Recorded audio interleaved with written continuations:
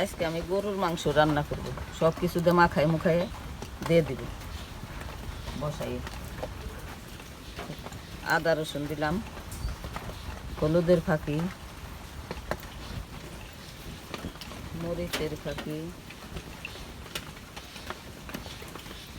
সোয়াদের ফাঁকি গুলা দিয়ে দিলাম।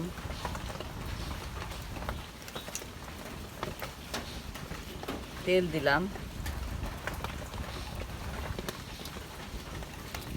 এখন আমি মাখাইয়ে বসাই দিব।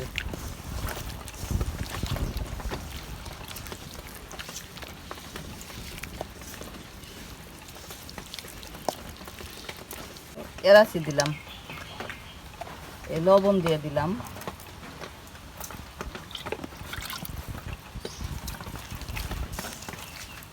বসাই দিছি, মাংসটা চুলার মধ্যে বসাই দিছি। পানি ছাড়াই কতক্ষণ কষামো, তারপরে আমি পানি দিয়ে দিব।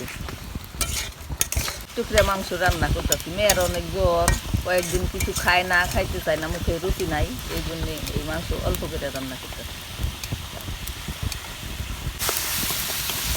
মাংসটা লাইরে ফেলে নিতেছি। কষান শেষ হলে যা পানি দিয়ে দিই, হালকা একটু পানি দিয়ে দিলাম।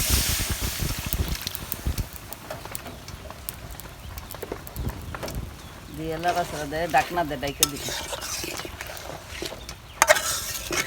মিশি আলু দিই, মাংসটি দিয়ে দিই। আলু দিয়ে কষায় পানি দিয়ে দিই।